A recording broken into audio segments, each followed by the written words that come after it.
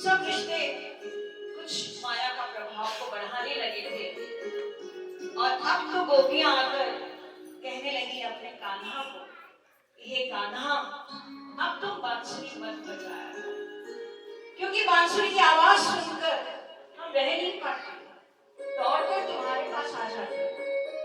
हम कुल वधुएं हैं, हमारे घर में सास ससुर है, देवर देवरानी है, जेठ भी है, मर्यादा भी है। अब हम आपके पास नहीं आ सकते।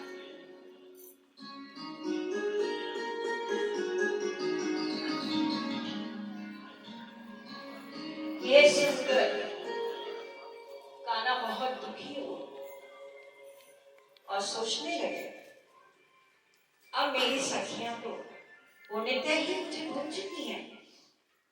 धीरे धीरे ना कान्हा ने बंसी बजाई और न सखियां ही दौड़कर आई।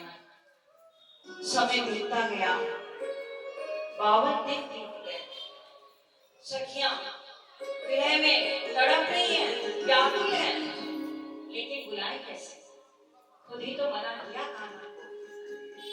कान्हा ने भी सोच लिया कि अब और बस नहीं, परधाम से आकर ये गोपियां अब अपने संबंध को और मुझे पूर्णतः भूल गई।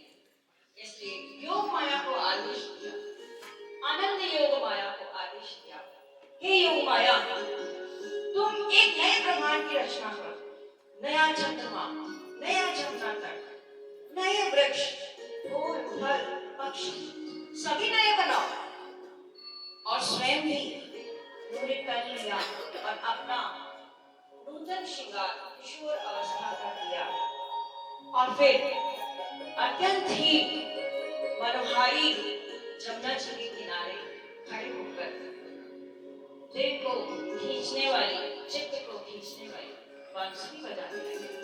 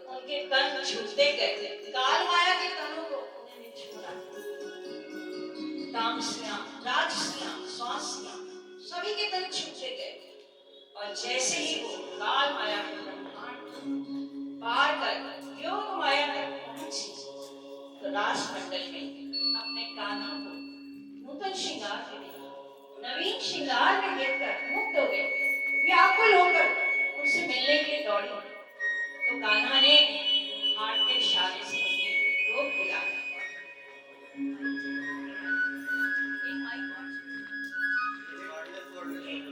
हे सखियों, तुम सब यहाँ क्यों आए हो? और वो भी इस समय? ब्रिज में सब कुशल मंगल तो है ना? तुम एक ही क्षण में मेरी बांसुरी की आवाज सुनकर अपना घर बार सब छोड़ आई। ये तो कुलवधू के लक्षण ना है। तुम अभी के अभी सभी वापस लौट जाओ। हे प्रीतम, ये आप क्या कह रहे हैं? आपकी बंशी की मधुर तान सुनकर, मधुर आवाज सुनकर हम सब तो यहाँ दौड़ी आई हैं। हे बालाजी, आपने ही तो हम सबका नाम लेने की पुकारा है। अरे, पर तुम तो एक ही क्षण में अपने पति को छोड़ आई। अपने रोते हुए बालकों की जरा भी चिंता ना हुई। माता पिता सास ससुर सबकी गरिमा को ध्वस्त कर आई हो। ए सखी, जरूर ही हमसे कुछ भूल हुई है, तभी तो हमारे काम के धनी ऐसा कह रहे हैं। हाय हाय विधाता, ये क्या हो गया? क्या हो गया विधाता? हे प्राणपिता, ये आप क्या कह रहे हैं? मैं तो जो भी कह रहा हूँ तुम सबकी भलाई के लिए ही कह रहा हूँ। ऐसे कुलवधुएं अपना घर बार छोड़कर नहीं आती हैं। तुम सब अभी के अभी वापस लौट जाओ ब्रिज को और यहाँ दोबारा मत दिखना। अरे सखियों, जरा रुको, तुम सब इतना कोलाहल क्यों कर रही हो? जरा प्रीतम की बात तो सुनो कि वे क्या कहना चाह रहे हैं। अपने मन को दृढ़ करके खड़ी रहो। हाय इंद्रावती, तुम ठीक ही कह रही हो। यदि हमारे भीतर अपने प्राणेश्वर के प्रति पूर्ण प्रेम होता तो हम उनके प्रति प्रेम और समर्पण इसके पीछे क्यों रहती? हे प्राणेश्वर, आपको हमसे अगर कुछ भी कहना है तो आप निसंकोच होकर हमसे कह दीजिए। हम आपके समक्ष ही खड़े हैं।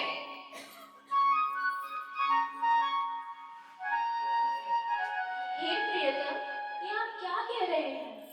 आपकी ऐसी बातें सुनकर मेरा हृदय बहुत व्याकुल हो रहा है।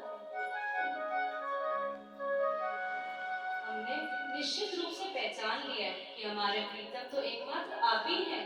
इसीलिए जैसे ही आपने बांसुरी बजाई, हमने संसार को छोड़ने में एक पल की भी देरी न की।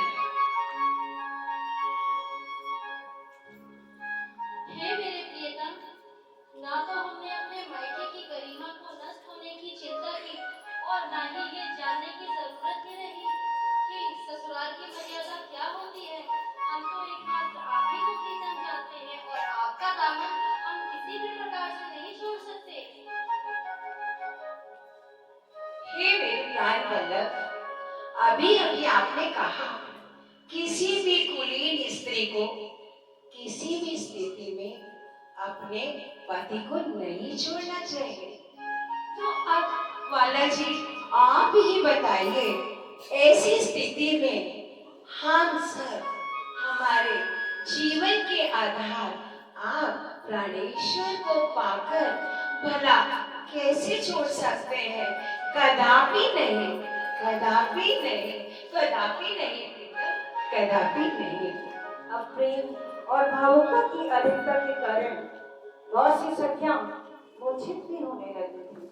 उसी क्षण प्रियतम ने उन मूर्छित पड़ी सखियों को उठाया, उन्हें अपने गले से लगाया। हे सखियों, उठो। मैं तो ये सब कहकर तुम्हारी परीक्षा ले रहा था कि कहीं तुम्हारे मन में थोड़ी सी भी माया तो ना रह गई। परंतु अब मैं निश्चित हूँ कि तुम्हारे अंदर से माया छूट चुकी है। तो चलो, आओ उस नूतन वृंदावन की ओर चलते हैं। सखियों के आंसू पोंछते हुए धनी ने प्रेम भरे शब्दों में उनको नूतन वृंदावन को दिखाने की सोची और सब सखियों को मिलकर नया वृंदावन, नया चंद्रमा, नई जमुना, नई रेखी और सुंदर मनोहारी रात्रि, शरद ऋतु की मनोहर रात्रि, उसमें निकला पूर्णमासी का 16 कला संपूर्ण नवीन चंद्रमा दिखाने लगे।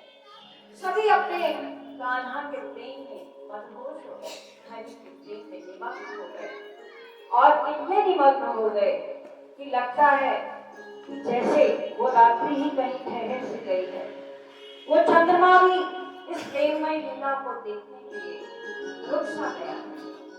सुदशा जी, रास की लीलाएं करते समय ये युगल स्वरूप और सखियों के आभूषणों से उठने वाली किरणें पूरे योग माया के ब्रह्मांड में खन गई। तो आइए आज हम सभी स्वयं को इन रास की रातों में अनुभव करते हैं और अपने बालक के साथ आनंद विलास करते हैं। चलो चलो सखियों, अब इस नूतन वृंदावन में हम सभी रास का भी आनंद उठाते हैं। चलो माता जी, चलो चलो चलो माता जी।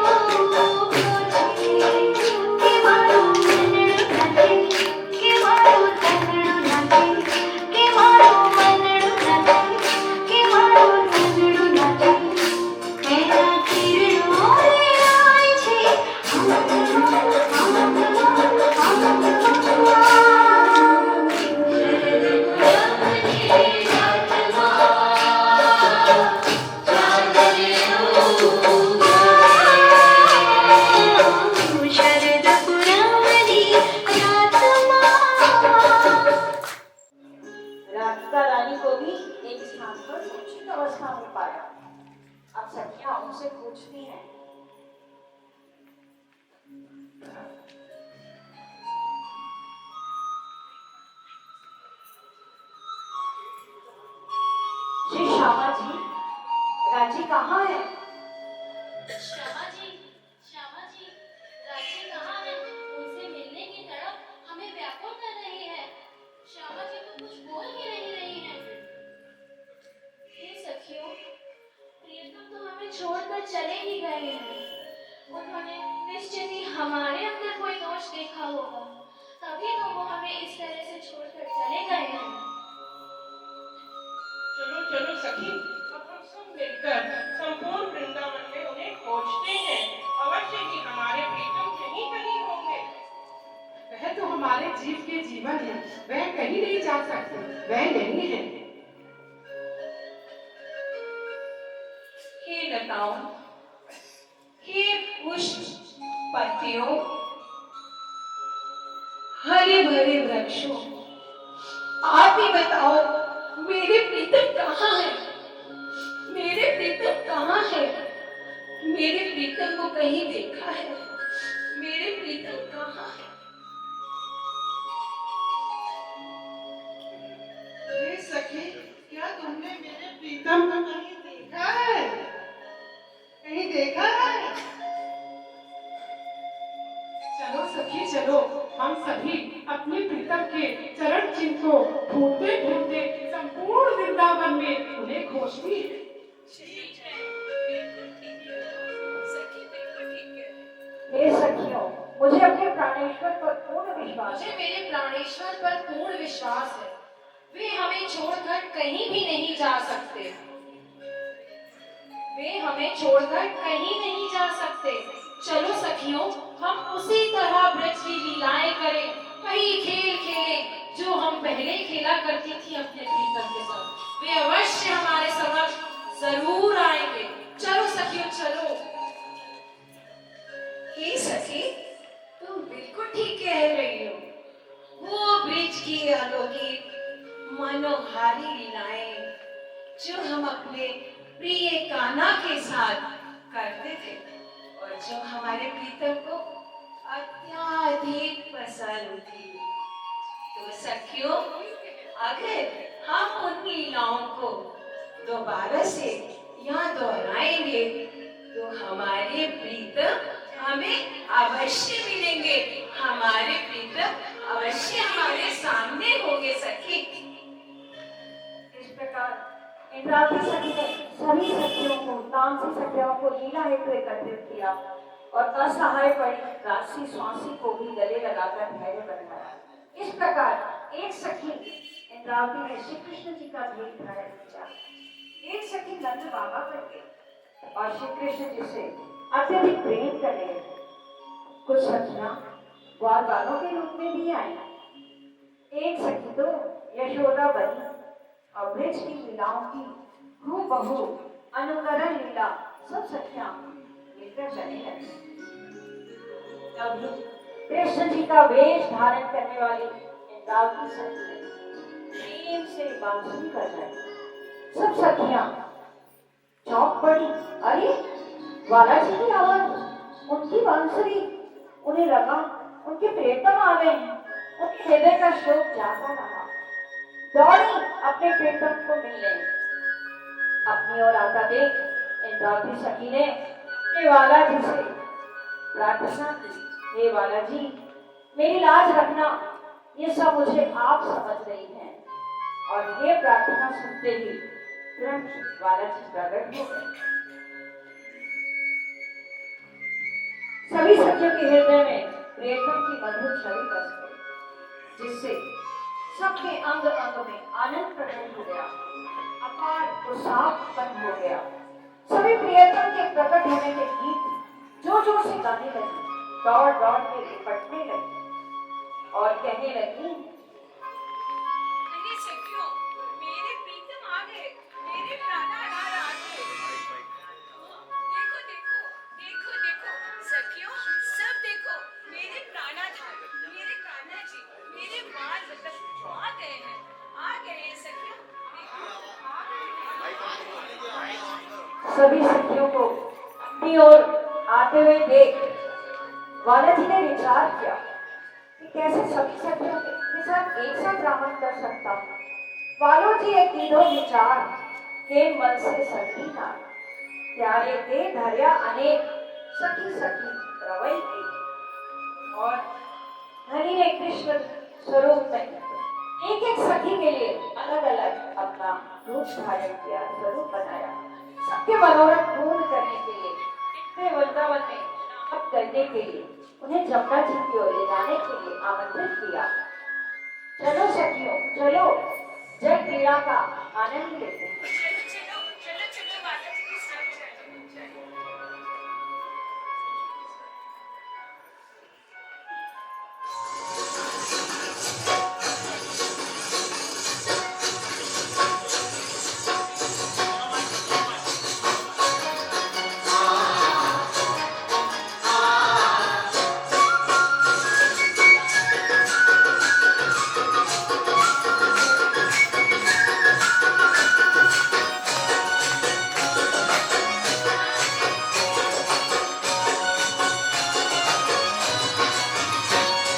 श्यामा जी श्यामा जी श्यामा जी श्याम के संग श्यामा जी श्याम के संग ज्योति अति जोर जंग करती पूरन रंग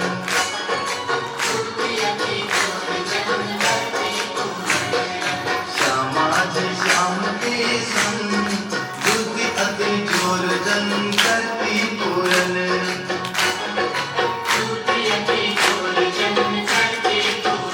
पर आतम परे पर आतम परे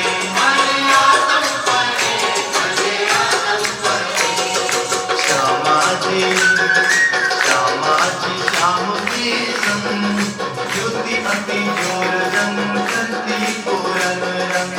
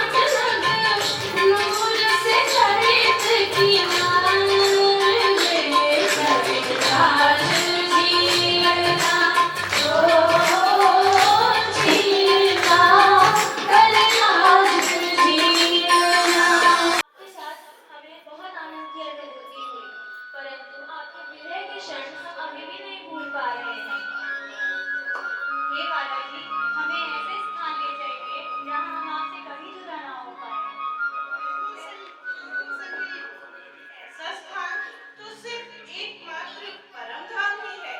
तो चलो सखियों, हम उस परम धाम की ओर चलते हैं और वहाँ का आनंद उठाते हैं। चलो सब सखियां परम धाम, सब सखियां